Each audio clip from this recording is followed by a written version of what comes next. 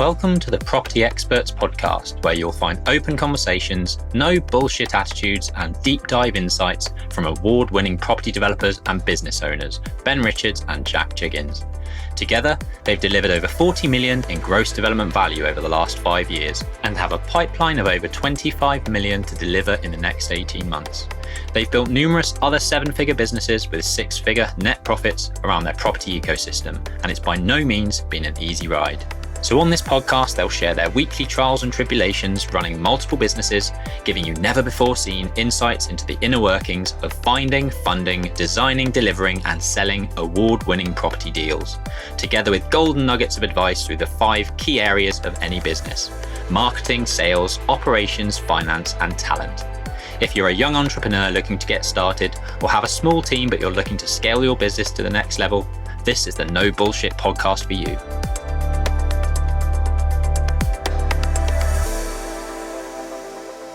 Hello, and welcome to this week's episode of the Property Experts Show with me, Ben Richards, and Jack Jiggins. Today we've got some exciting things to talk about. Last week we had a bit of a week off where we did a deep dive into one of our projects. So if you haven't checked out season 2 episode, I think 35, do go and find out all about our doctor's surgery that we've just bought and how we're converting it to 5 flats, retaining it in our portfolio as a 14-bed HMO, and generating, what did we say it was, about $3,000 a month net rental?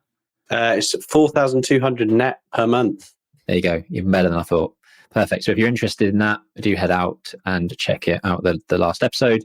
Thanks for listening. If you're tuning in on Spotify and Apple Music, Amazon Music, Castbox, whatever you're listening in to, thanks for tuning in.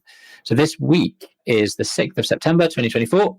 And on Friday, we've just about got over it, the aches and pains of our charity KAYAK. And we're going to be telling you how much money we've raised for charity so far, and hopefully getting a few more donations in from you guys soon.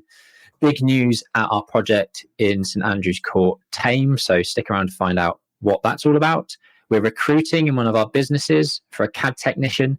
So we're going to be giving a little bit more detail around what we're looking for and why we're looking for it. I'll go into that in a minute. And then Jack has just joined the Goldman Sachs 10K BGP. You did explain what that was earlier to me. Business Growth Program. There you go. Goldman Sachs 10,000 Business Growth Program, which is super exciting. So I'm looking forward to understanding how his first few days within that cohort has gone. We've exchanged on one of our recent projects, and this is one that you'll find out more about. It's something that we're doing something slightly different with. So looking forward to sharing more about that. And I listened to the Ground Up podcast with Jack earlier today, tuned into his HMO Masterclass, which was incredible. So if you are starting out in your HMO journey, there's so much gold in what Jack has to say in that podcast. And we're going to be giving you some top tips pulled out of that later, and giving you the links to go and follow that over at the Ground Up podcast as well. I'm going to have a little chat and a deep dive into what a legal handbook is. When you're selling lots of flats, you need to sell as fast as you possibly can, and having a good solicitor that pulls together a decent package of information is massively underrated. So I'm going to be talking through what we've done on this occasion for Thame to get 20 units sold as quickly as possible. And then Jack's going to be doing a deep dive into what to do with overpriced sites. I mean, I'm sure you guys out there are finding this all the time. Sites where you run your development appraisal, you get nowhere near the asking price and wonder how anyone is ever paying that for the site. And Jack's going to be talking about best tips that he has to get those over the line and actually secure them into your pipeline. And as always, a Q&A at the end. So if you've got any questions, drop them in the comments below. We're here for you guys. So any burning questions that you've got, or any things that arise out of the topics that we cover this week, do drop them in the comments below. Jack, do you want to explain a little bit about our charity KAYAK? Of course. So, last year we decided to take it upon ourselves to do a team building charity raise. It was actually, I believe, the first real sort of independent charity thing that we'd done. We had taken part in other groups' charity things, and evidently, our housing is high-end rentals or high-end sales, and we wanted to give back to multitude of reasons, but we actually supported Mind Oxfordshire this year. Last year, we sponsored Mind more centrally, which was the national Mind organisation. The reason we went for Oxfordshire is not only do they help people with mental health problems, but they also help with housing, specifically for the youths of today. So a very apt charity that we're doing it for. Last year when we were doing it because we couldn't find anyone that's ever kayaked from Abingdon to Henley-on-Thames. We've got quite a lot of projects in Abingdon, so both Central Suites and XP Property and obviously therefore Aura. So the goal was to set off on where we've got loads of development sites, kayak all the way down the River Thames, which I think is something like 13 or 14 locks, some of them between 3 and 6 miles apart, totaling 41 miles over 60 kilometres. And to get it all done in one day, we had 2 tandem kayaks, so two-seaters. If you're watching this live, you can see the actual kayaks there. But we then had a couple of support boats so that we could chop and change who was on the paddle machine throughout the day. But you can see there, if you are looking, the blissful photos of the early start. We started at basically as soon as the sun was out of the sky, we were on the river. It was just before 6 o'clock that we got going, and the sun rose as we paddled out into this like almost glass effects river, which was really, really picturesque and actually really beautiful. I can remember my brother saying last year that early morning stint's the best, so I had to make sure I was in the boat for that one. The challenge is obviously 41 miles, all the locks to navigate. And to put this in perspective, motorboats tend to do the same stint that we did in about 11 hours. And that's because the locks take time to get through. Is where it sort of highs and lows the water. But we managed to make it. We got in for just around 5 o'clock, 11 hours of solid paddling. So the kayaks did not stop. No stopping for lunch. We just stopped here at the end to have a beer and some pork scratchings, believe it or not. But no, it was a really, really fun event. Thank you so much for everyone that sponsored. We will get around to thanking all of you. Hugely appreciated. The link is still open. So link in the description or message us if you would like to donate, and that would be hugely appreciated. The benefit is you're not going to donate and us not achieve it. We've already done it. So we're guaranteed to make you happy from that capacity. We set a target of 2,000 to raise, and we've absolutely smashed that. I think I saw an email earlier today from the guys at P4 Build that are looking to put 500 in. So this will be propped up to hopefully about just under 4,000. So if anyone can take us over that line, that would be hugely appreciated. But it was a really good event. I think one of the reasons we're so keen outside of raising the charity for the cause that we did is actually a lot of our teams said it was their highlight of the year last year. So we're looking for potential next year challenges. Maybe we'll do it a little bit further. Although I was very glad to see the pub at the end of the 11-hour shift on Friday. I think you did a good 7 hours of those 11, which is commendable. Really good going. But yeah, great to get to almost £5,000 in my head. I kind of don't want to give this up and close the donations until it hits 5k. So yeah, would really appreciate anyone donating if you can. In the description, we'll have the link below. So yeah, it was a great day. Really enjoyed it. Maybe you have to do something slightly different next year. I would say 3 years on the trot. It feels like it needs to be shaken up a little bit. Maybe getting a few more kayaks in the water. Maybe a slightly longer distance. A few more people involved. We'll see. Maybe it'll be a big event next year. Cool. Good stuff. So big news at Thame as of yesterday. You'd have heard in the last couple of weeks when we've been talking about some of the sites that we've got active at the moment going through the sales process. Thame is one in which probably 2 months ago now, we got site signage created, which you can see up on screen, basically sort of alluding to the fact that there are stunning contemporary interior apartments coming in the next couple of months. They've really done the trick. So out of the site signage alone, without actually launching the site to the open market, we've had about 25 inquiries come through from that alone. I think we did a first viewing run of about 6 people a month ago. And then Wednesday this week, we had another 5 people back on site, 3 of which were second viewings. And I'm very, very happy to say that we've had 1 reservation made on one of the 2-bedroom flats in this development, which is awesome, considering we're not actually live on the open market at the moment. That is, brilliant news. First phase on this development is 9 flats. So to have one of those 9 flats, under offer and moving now through legals is incredible. The other great news, which I'm not sure Jack might have seen the email or not, but There are, I think, by the end of this week, another 2 offers and reservations that I think we will have. I saw an email about half an hour ago saying that one of the ladies who visited on Wednesday is just sorting out a few things, but is likely to put a reservation down next week. And there's actually one person that isn't and can't move forward with phase 1, but actually wants to buy one of the phase 2 flats that we haven't even started working on yet. So they won't be due for until June 2025. But she is interested in putting down a reservation fee now to secure one of the 2 beds in our later phase, which again, if we can get 3 out of the full 20 flats that we're building under offer before even launching to site, that's a massive win for us.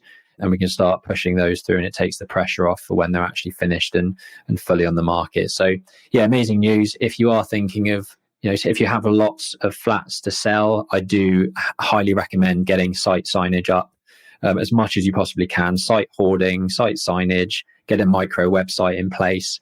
And one of the other benefits of how we've run this process is we've had a sales consultant on board. Now we're paying that sales consultant as kind of our outsourced in-house sales team, but they are taking these sales through at a far lower fee rate than the actual agents themselves, because effectively they are, we haven't launched the market yet. We are only off the back of our own efforts getting these viewings through the door. Our sales consultant is doing these viewings, converting these viewings, and the fee that we pay them is far less than what the fee would be to the main agent. So the more we can get off plan now before it's launched fully to market, the better. So yeah, really good news. I've got a question. Yep. So obviously this site is phased by 2 parts, 9 flats and then 11 flats. Yep. We obviously want to sell them for as much as possible, but there's a balance for how quickly we want to sell them. How did we arrive at the sales price that we got to? So we're just priced right in the market. Yeah, it's a really good question. And that is you don't want to leave money on the table, but also you don't want to get caught in a trap where we have in the past, where, maybe we've gone too gung-ho on the price. It's taken months and months longer than it should to get them shifted. And that increase in price is easily and quickly absorbed by the interest rate payments that you're paying to your bank in holding that development for longer. So it is a really, really fine balance to make. It's a difficult one, especially with this particular site, because there are almost 0 other similar developments that have sold in the last couple of years. This site is right off the high street. Literally our access way steps out onto the main high street in Thame. There's nothing within, I'd say, a probably 2-mile radius that's been a conversion like this into flats that has gone on to the open market. So there's no true comparables for this type of stock in the area. So what have we done? I mean, we've spoken to our agents, we've got our sales consultant on board as well, and we've done our own research. So, we don't know really if it's right. All we can really do at the moment is have confidence in the figures that we've pulled together. Speak to people, during these viewings, getting an idea of where those pricing levels may sit. And what I would say in some top tips actually for doing this, what we've done is only release 3 of the 9 flats. Might even not, shouldn't really be saying this just in case somebody's listening, but yeah, 3 of the 9 flats. We've only launched pricing for 3 of the 9 flats. And what we've said is, as the developer, we are planning to potentially keep some of these for our rental portfolio. So we might not launch all of them. That gives us flexibility. If we launch all of the prices for all of the units now, then there's no wiggle room for us to kind of play around with some of the figures. So what we've done is launch 3, gauge the feedback on the 3 that we have launched, and then we can amend our pricing to suit where that's sat with people. Just to give a bit of an insight, we have agreed the first reservation at 1.5% lower than the figures we have in our development appraisal. So extremely accurate, really, in terms of the level that is acceptable to the market and the offer that we have accepted.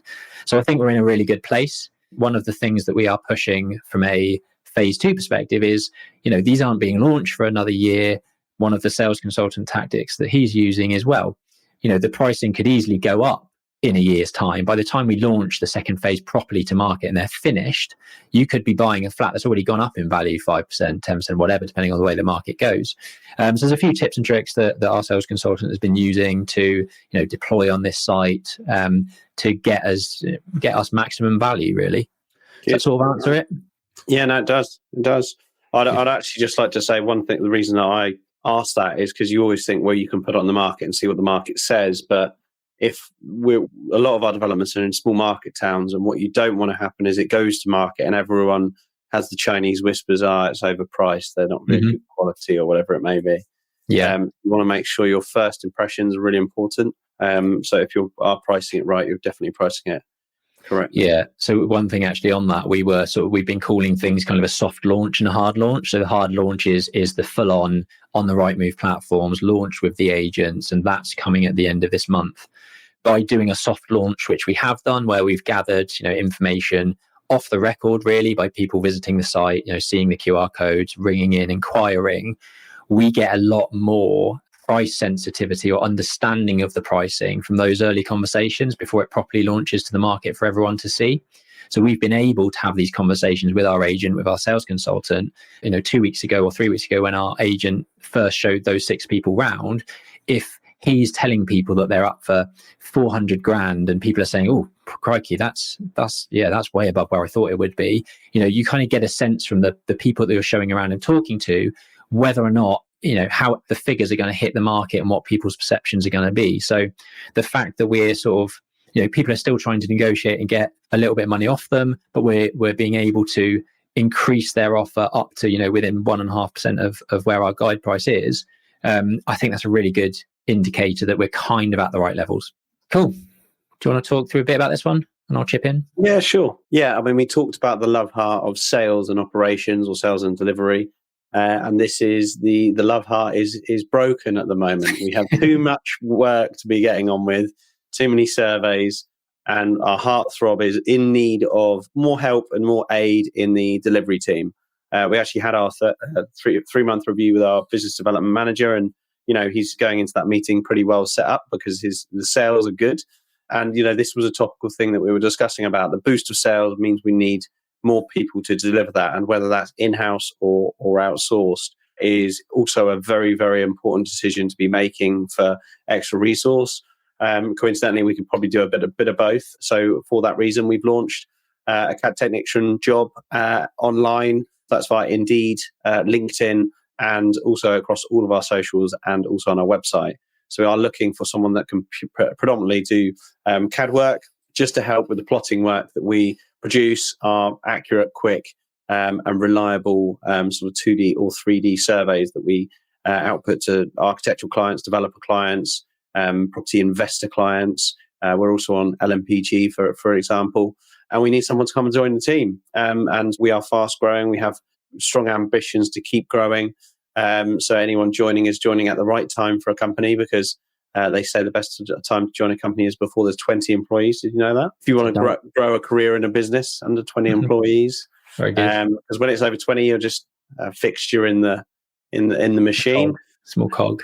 Yeah, but yeah, we have we would rather someone to hit the ground running, but we also are always open to maybe even graduate and sort of taking training people on, but predominantly looking for someone to hit the ground running. So I've actually already seen loads of people on Facebook and LinkedIn share our posts. So thank you very much for everyone sharing, because there has actually been quite a lot of shares on that already. But we're yet to compile any CVs or interview anyone. So if you know anyone that wants to get into doing more CAD technician work, surveying work, there might also be some site work, depending on if you can drive also, then hit us up. And obviously, if you refer someone, there might be a little bit of a referral bonus in there for you too.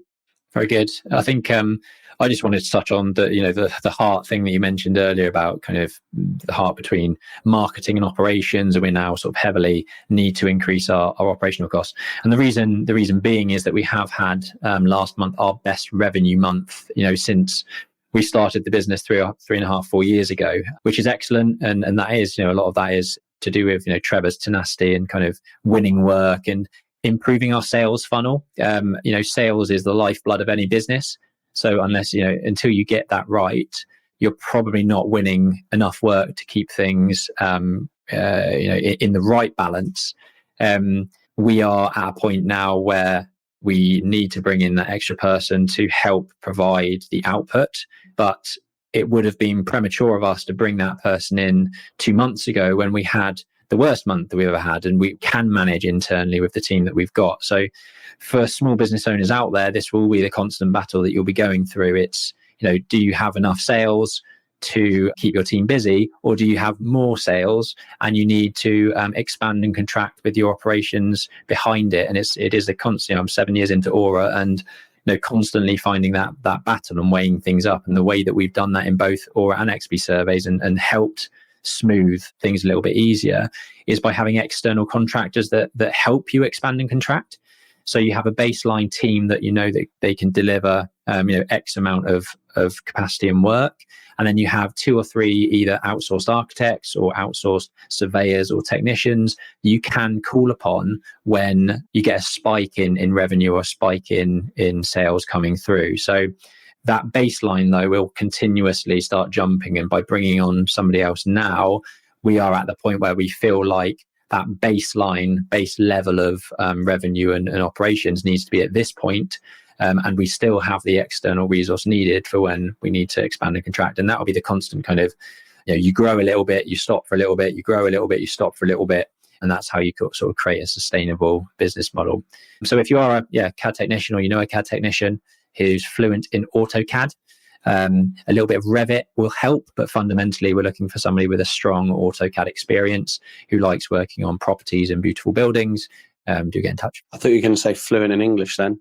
I was actually going to use a transferable example of also expanding and contracting, because a lot of our listeners are developers. So XP Property is obviously a development business, and our expanding and contracting is we have a core team. So that's 2 project managers, Ben, myself, a guy that works alongside me in acquisitions, and then a core team in the office. Whether we're delivering multiple developments or very few, that core team stays and remains. But where we can expand and contract is actually the contractors that we instruct to work on our projects. So if we're delivering 10 projects, we can still deliver that. If we're delivering 2, we're still only delivering 2 contractual works. And that's why we don't have construction in-house, so that we can expand and contract subject to the projects that are in front of us. And that's a sort of an example of how a development company might be similar. Nice. Good analogy. Cool. Back to school. Yeah, back to school. I like that. Yeah, it's weird. Over 10 years since I was a wet behind the ears, silly old student. But yeah, so actually by recommendation by 2 people, Alex Hearn did this first, and then Dorian did it. Both of them highly recommended. We actually applied last year, and it's a very difficult application process to get approved, accepted. I believe there's about 60 people in my cohort, and there's apparently thousands of applicants every cohort. So yeah, hugely, grateful to be able to get on. It did take me a year of a failed application. So don't give up. There's life motto number 1. We're finally on. So I'm basically enrolling and learning and reading for the next 4 months, which is the Goldman Sachs 10,000 Small Business Growth Program. And the reason I love it is I did a business and marketing degree actually at Oxford Brookes, and this is partnered with Oxford University. And one of the reasons I disliked my degree is in the marketing modules, we'd learned about Coca-Cola and their £400 million Christmas campaign that they're running. And I just didn't enjoy that. I just felt that was so far removed to the marketing that I want to learn about. And I feel that that's more mum and pop startup business or SME business that's built up from scratch. Whereas corporate learnings, yeah, it's interesting, but I found it just so far-fetched and very woolly and fluffy. And to some degree, when you're at that size, it's kind of like the more sort of gimmicky that you get with your marketing campaign, the more it's supported, because you've already got that brand presence. So just to put that into context, this course is specifically for people that are business owners in small businesses that want to grow and scale their businesses. So everyone that attends is a serious, probably entrepreneur. And if you're not the business owner, then you have to be someone that's in a position that they can change the business. So it's all about building a business plan throughout the course of the 4 months.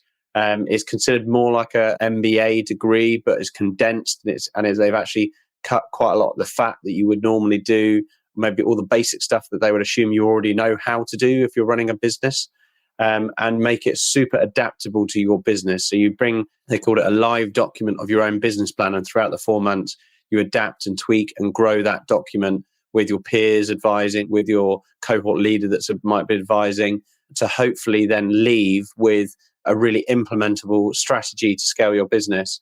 So super excited. I've actually got a specific notebook here that I've pulled together specifically for the course, and I've color coded each one for which business I'm writing notes on.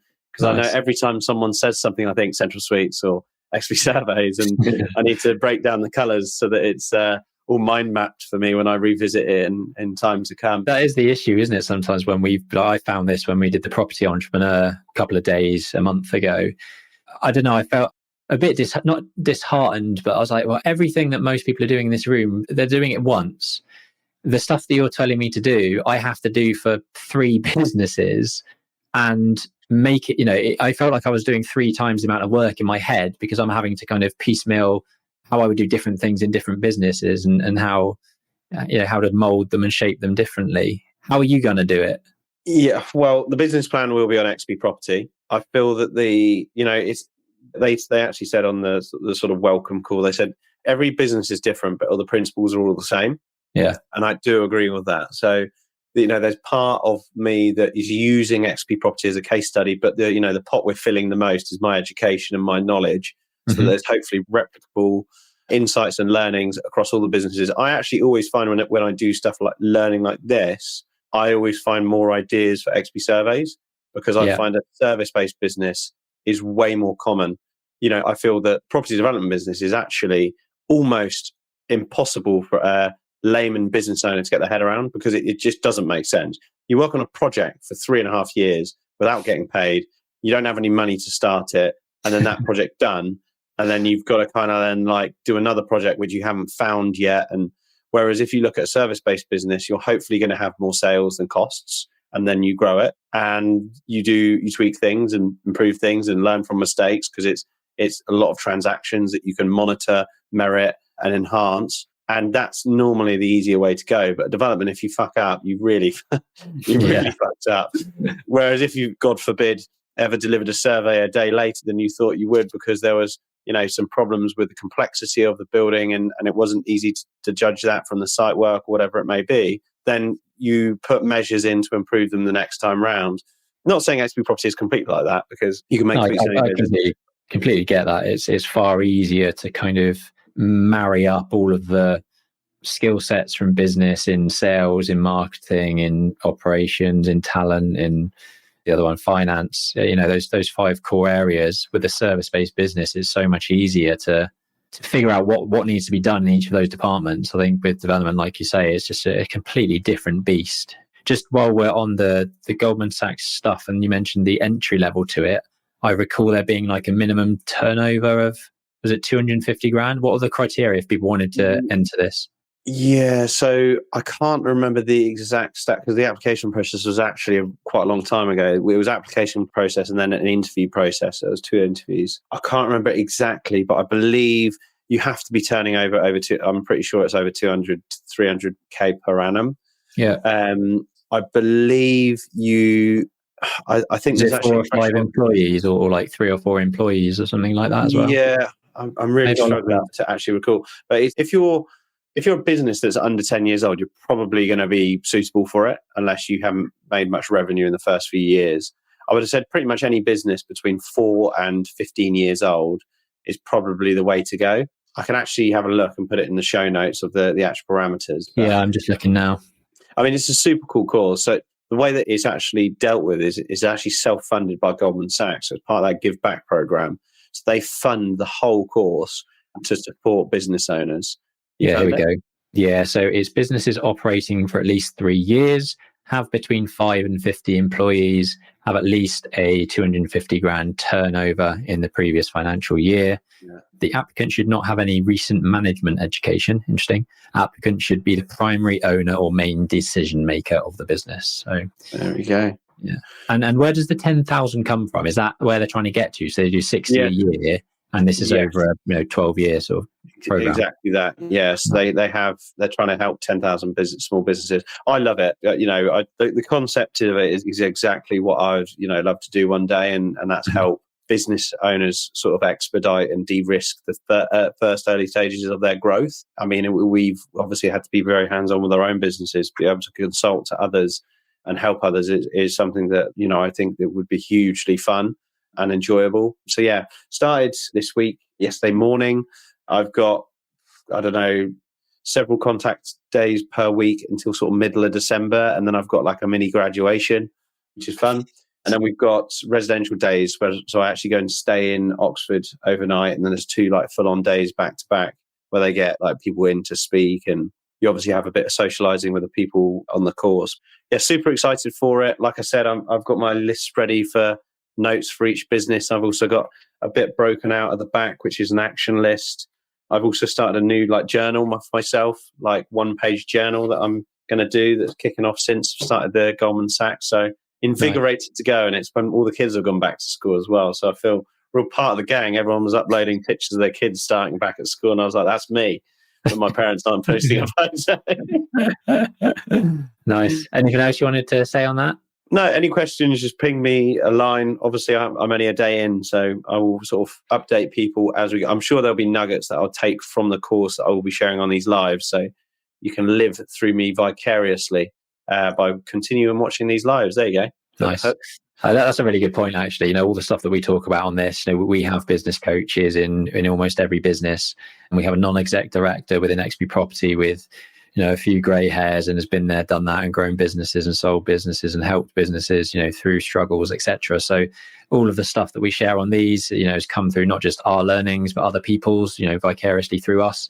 And that's what, we want to give back.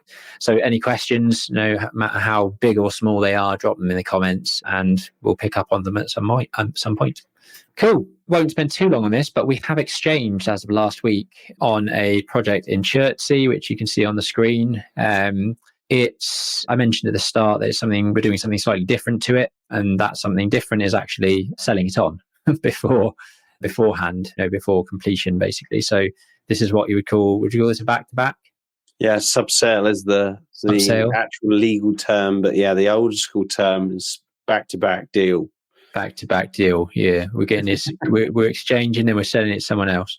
So yeah, that's what we're doing on this. Been a bit of a disappointing one. Not everyone's an absolute stonking deal. You do have some that don't quite go your way for whatever reason. The whatever reason on this one was some very, very late changes in terms of the flooding actually in the area that we just felt like we don't want to battle at this point. We had a good offer from someone to take it off our hands, and we're moving forward with that. So I think next week we're due to complete on this, aren't we? Yes, I believe next Tuesday. Next Tuesday. Nice. Short and sweet one. Yeah, we've got next Tuesday is completion day on this, and we've got a planning application due as well. Yeah. And a refile. Yeah, lots going on. Anyway, next week, hopefully we'll be talking about that in the live. Anything else you wanted to raise on Chertsey? Yeah, I mean, I suppose a learning for anyone really for protecting downsides. I actually was talking to someone the other day that was referring to the house of cards scenario where you sort of hemorrhage a loss of value or a cost on a site. And, not all of our deals go as, the deal that we were sharing earlier, Thame, is, hopefully, touch wood, going to be one of our best deals to date, but not all of them are like that. There's plenty of other deals in our pipeline that we've had to go through arduous planning processes and not necessarily get the results that we'd wanted. This is one of those. We got pushback on something. We literally had an email from the planning officer saying, I will approve the application. I see no other reason, after, trying to beat us up on every single point possible, that we just knocked back and back and back, and eventually got to the point where he or she was satisfied. And yeah, finally the floods came on the last day, and it was actually data that she didn't have until 2 days before our application was refused. So he or she was really pleased to reject it, and we were very upset that it was rejected. But as a result, we had actually protected the downside and ensured that the contract could be traded on. We ensured that our lawyer was prepared to do that and had the legal pack together. We obviously ensured that we had our numbers dialed down to get out alive and recoup our costs. and basically trade it out. So yeah, it took a bit of a while to get there. What we have lost on this one is time. So not necessarily always focusing on pure money and money loss, but we've lost time. But one thing we've definitely gained is learnings, and learnings are very valuable. Yeah, it's a real shame because I get quite involved in these types of schemes because in my head I've pretty much pictured how it's meant to turn out and what we want to do with it. And this was effectively going to be 5 mews houses to the rear and 4 flats in this old office building, with the potential for airspace extension upwards to create an extra 1 or 2 flats as well. So I'd already sort of in my head planned out how it's going to look, and sometimes that's the way it goes. This one we have to pass on, move on to the next one. But I'd love to see what's done with it if the buyers do actually manage to take it through planning, get the approvals, because it will be a stonking scheme. Yeah, I suppose the huge shame is we're not hitting our housing supply in the UK. Mm-hmm. This is 9 potentially more units that could have been easily approved, and we could have been knocking those out and moving on. The issue that the flood is not actually specific to the site; it's specific to the area of the location. So it's surrounded by resi. So if there is a flood problem, everyone else is fucked. So it's not like... Yeah, that's a really good point, because this site, when you talk about flooding, often people think, oh, it's in flood zone 2, flood zone 3, and there's loads of issues. It's going to get flooded all the time, blah, blah, blah. This is a flood zone 1 site that, for reasons like Jack said, it's a flooding situation happening.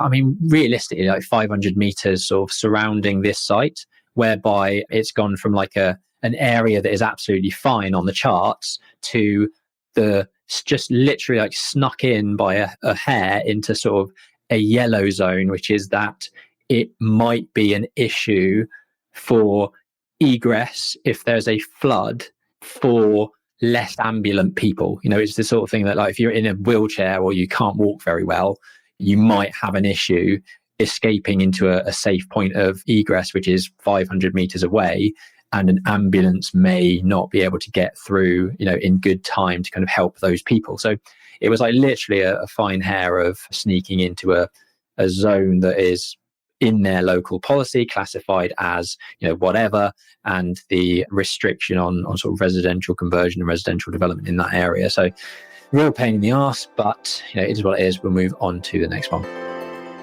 If you're excited by some of the property developments or investments that we talk about on this show and want to know more about investing £100,000 or more with XP, email info@xpproperty.co.uk to set up a call with one of our team. We can discuss our open investment opportunities and provide you with our track record details, showing with complete transparency our historic performance project by project and how you could be part of our growing pipeline of developments. Cool. If you get value from these podcasts, please do rate us on Spotify. I've actually seen a really good spike in Spotify in terms of subscribers and followers of the last couple of weeks, which is amazing. Please keep that up and do share it with people that you think will also get value from this, from a property development, property investment, and a small business owner perspective. Speaking of other podcasts that I think you should be listening to, it's the Ground Up podcast with Jack, Stuart, Ryan, and Dorian. I think, they're on episode 19 now. Some absolute bangers in there. They're all a lot longer than this, an hour and a half, 2 hours. What's that? It's confetti. We did a explosion for the 21st episode. Oh, very good. This morning. Yeah. Amazing. But this one was really good. I listened to this on the way home from London today, and the amount of knowledge from creating HMOs from this panel is just insane. Absolute golden nuggets. So if you are starting in property, you want to get into houses of multiple occupation, in whatever sector you are, in whatever area you are, north or south, there is huge amounts of value that can be gained from this masterclass. Jack, what would be your top 5 tips for people going into HMOs? I was going to say, like, the funny thing is this episode. So Dorian messaged 5 minutes before we were going live saying, sorry, my missus didn't have a good night's sleep. I can't make it today. And Ryan was just like, fuck it, let's just do HMOs. So there we were with about 5 minutes prep. I mean, I was actually going to bleed a few examples of what we talk about which is actually more than 5, but I can sort of rattle them through, because the top tips are like, learn how to stack a deal on like a bed rate. That's a really key one, so that you know how to analyze. Looking at a 3-bedroom house, it could be a 5-bedroom. What can you pay per bed per property? you can analyze deals way, way quicker. Another one is we do an area analysis. So we do a lot of homework before we pick a location. And that could be spare room ratio, so how saturated the market is, pound per square foot values in, pound per square foot values on refinance. If you're not doing bricks and mortar valuations, that might be slightly different. But I think it was really good because Ryan obviously does yield valuations, pure income. His HMOs are worth like 100 grand when they're done, and he spent 100 grand on them. Whereas ours are obviously, we normally get quite a good bit of capital appreciation with our assets. But we talk about everything. We actually go project by project. I give a project example. Stuart gives a project example. Ryan gives a project example. We talk about where to position boilers, what flooring to use, humidity stats, PIR lighting, separate washing machines so that two people can use the washer dryer at the same time, key-coded handles, water softeners, speckled carpets, natural colours that are pretty neutral. We talk about dark grout for wear and tear. We talk about fitting L2 fire systems even if you don't need to. We go into real detail, and I can guarantee that if anyone is delivering one HMO in the next year and you don't save 5 grand by watching this video, I'll be pretty impressed, or more probably. Just, tricks of the trade. I mean, Ryan's got something like 140 rooms under construction right this minute. So you don't get there without knowing what to do. So he's got some really good top tips on sort of anything, whether it's, space, first fix, how you manage, what you're delivering. And it's just little tips that you need to think about. Actually, I thought of a tip today, which I didn't even mention on that podcast. I'm going to share it now because why not? Our project in Wallingford, I was speaking to the builder today, and I needed to get timeframes because we got pushed back because of the structural problems, and we needed to get listed building consent to fix the building before we could even commence the normal works. So it's pushed the project back slightly. So I needed a bit of a new timeframe from the builder. And I told him to swap 2 of those items around because he had forgotten that the 7-bed HMO is an absolute cash cow. And if we get that pushed forward first to finish, there's a lot of things we can actually finish off after once it's let out. Externals, render, gutters, all that nonsense.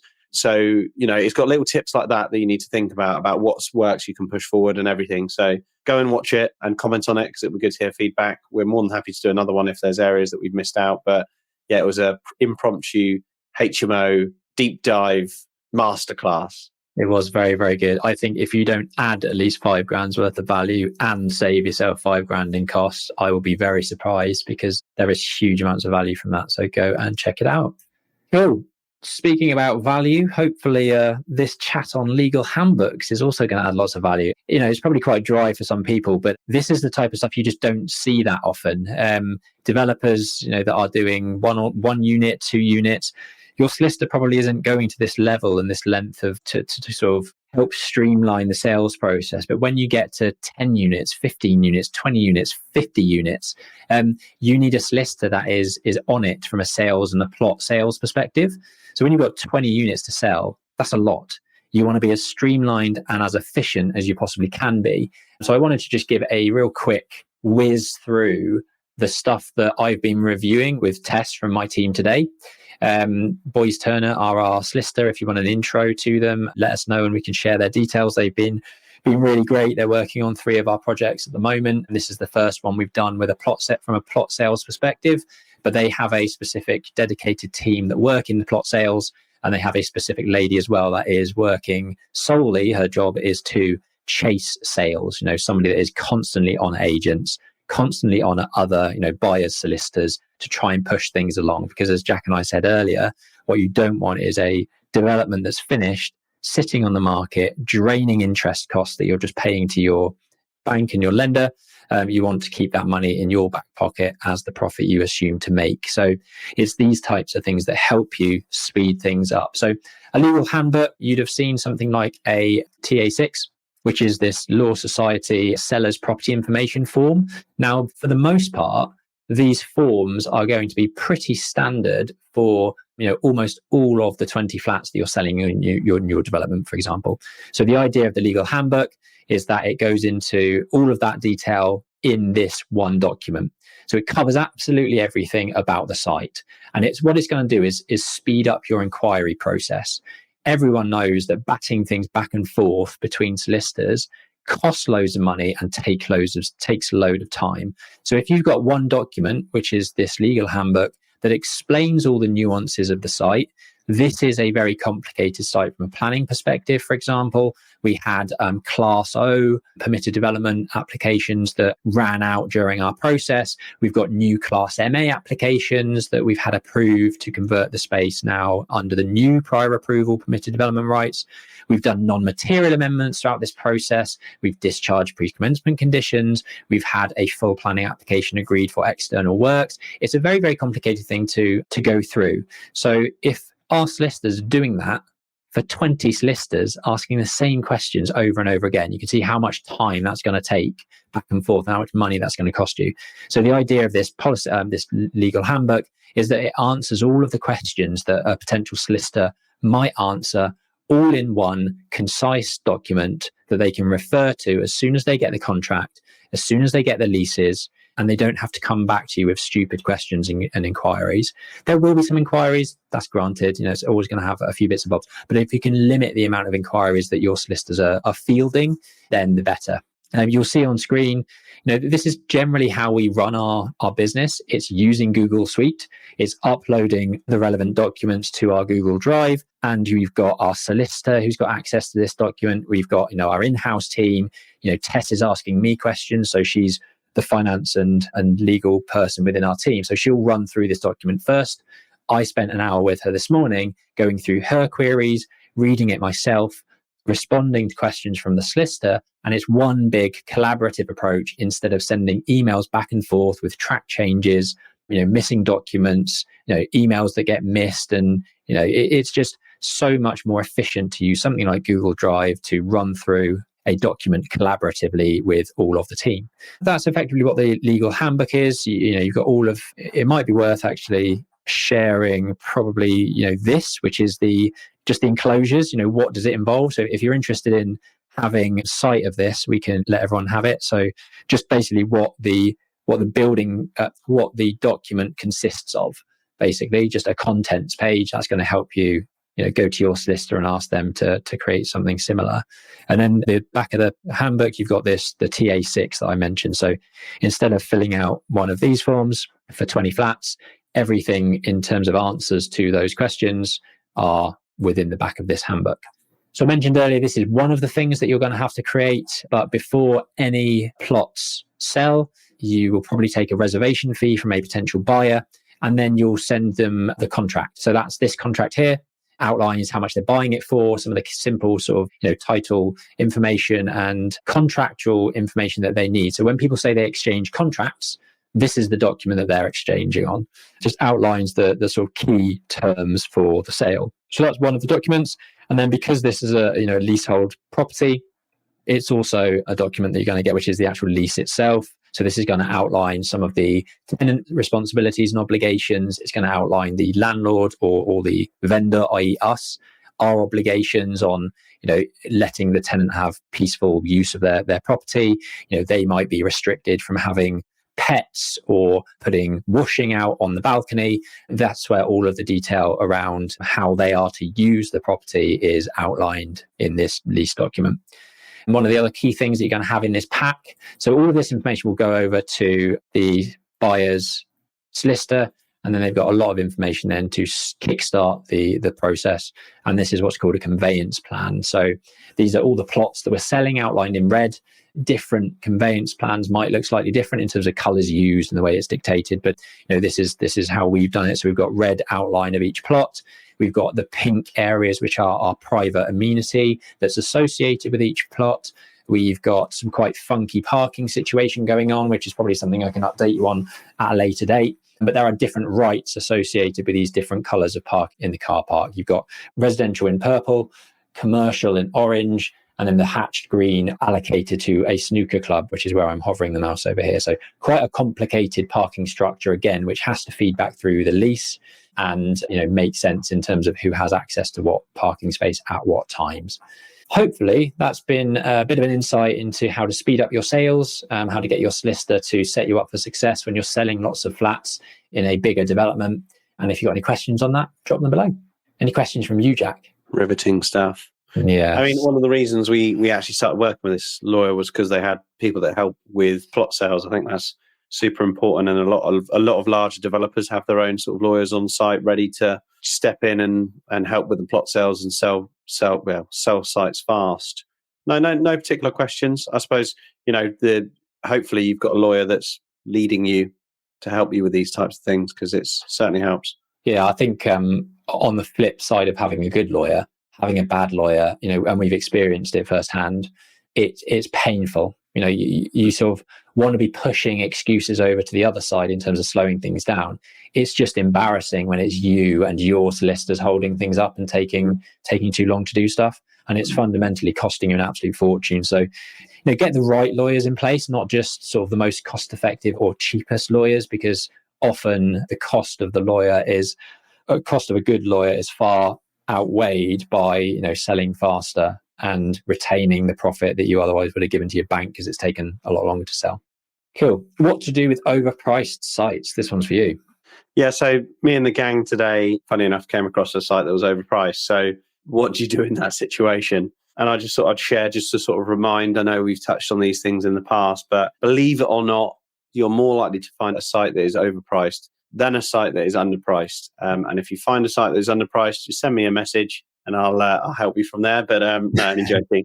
So I'm talking about you've been working on a site or a plot of land or a building, and you're trying to sort of top and tail it and make it work. So the most important thing is you're getting creative with the project in multiple ways. You're trying to improve value, you're trying to reduce costs, you're trying to play around with the figures to get it in the best position, the best light as possible. This particular site, we were doing exactly that. I really liked the look of it on paper before we started getting into the numbers and the detail. It was quite a complicated mixed-use site in a really good location. So I knew that it would take a little bit of work on the spreadsheet for the spreadsheet to talk to me, because on Resi, we know when we're getting in, on a pound per square foot and out on a pound per square foot, what that should look like. When it's more convoluted, we had to spend a bit more time on it, or Aaron had to spend a bit more time on it. But anyway, we got to the conclusion that it was drastically overpriced. When I say drastically, I'm talking almost 2x overpriced, which is very embarrassing to try and bid on a site that is, almost double the price that it should be. And there's a huge haircut in the proposal. So what I'm referring to here is once you've already thought about the unconditional price, thought about a conditional price, thought about changing the timeframes on it, thought about the pricing itself, thought about maybe an assisted sale, and really thought about all the creative options that you have, you still can't get anywhere close. And really, you can overwork a deal. So I'll always say it's all about creating the deal, but there's sometimes that, the likelihood and the probability is so far apart from the reality that you just need to know when to just call that deal a day. And that's really important so that you can spend your time on other stuff. And what we do is we do 4 things. We leave your door open, and we make sure that there's a strong likelihood that if there is a change in that project, because there was nothing that we could change about it, that you get the call, you get the nod, you get the email, whatever it may be. The second one sort of helps with that, which is the follow-up process. Make sure it's you that putting in time to go back to that agent or landowner or site owner to make sure that you're keeping it warm and you'll keep reminding them that you're there. If it is an estate agent, use it as an excuse to see if there's anything else coming on. If it's a landlord or an owner, you may want to do less frequent check-ins, but keep checking in. 3, which is really, really, really difficult, just give it the time. It's sometimes difficult to sit there. You can only check in. You can only see if anything's changed. What you don't want to happen, and I've had this before and it kills me, is when you see someone else buy the site because they've done something differently that you could have done, but you've missed out on it for that reason. And that really bothers me. It's almost like a competitiveness inside me that wants to make sure that if anyone gets it, it's me. And if anyone gets it and pays double the price, they can have it, because I don't want to compete with that. I do want to compete with people that have got it at a lower value because they've been creative. That really grinds my gears when someone pinches a site because they've done a really good job of, structuring it in a clever way or rejigging it. If someone just goes in and pays double the value, they can have it. I'm not that bothered when that happens. And then last but not least, let the market re-raise the expectations for that site. Sometimes it's actually really healthy for a site that you're looking at to go to market so that more than just you tell them that it's overpriced. Sometimes you try and, really over and over again rework the scheme, and sometimes it just takes to go to market and be told by 3 other different buyers that, let's say you've got a site at 1.5 million and you're $1 million. that 3 other bidders have coincidentally come at 900, 1 million and 1.1. And then at least the expectations are being brought down by other parties. That's going to help you. So be prepared to sort of let it go a little bit, because that will help you in the long run. Yes, there will be competition. Again, that's healthy, because it is bringing the site lower down to the value that you should be paying, because otherwise you're not going to buy the sites. What's the worst that can happen? So there are 4 things that we always try and do. And that is obviously as a last resort of not being able to completely understand the motives of the seller and create a deal that works for them and you. You're just sort of stood in the water and you don't know where to go with it. You've already had a second opinion from another developer that's given you an opinion, and you carry out those 4 things. And I can almost guarantee that it's difficult at first, but then you do get used to it. And you've got to remember your pipeline is for however long you're in business. So it's not necessarily getting that deal done today and overpaying for it or upsetting someone because you can't overpay for it. Just let it flow and your pipeline will start to fill up. So some really good tips there. Cool. If you've got any questions of the stuff that we've been talking about today, then drop them down in the comments below. And even if there's anything burning about business or property investment, property development, HMOs, whatever you're working on, we're here to answer your questions. So, we'd love to be having 3 or 4 questions every week that we can get stuck into after every session and really drive value to those people that are listening. So yeah, drop any comments down below. Unless there's anything else you wanted to touch on, Jack, we will call it a day. All good from my end. Perfect. Nice one. We'll see you all next week and have a great weekend. These live Q&A episodes are all about helping you grow your business and build a property portfolio that provides financial wealth. If you have specific topics that you'd like us to discuss, make sure to comment on the platform you're listening on or email info@xpproperty.co.uk so that we can discuss your topic in future episodes. And if you found these conversations valuable for growing your business, make sure to click that follow button, and we'd really love for you to tell just one person about us. Thank you.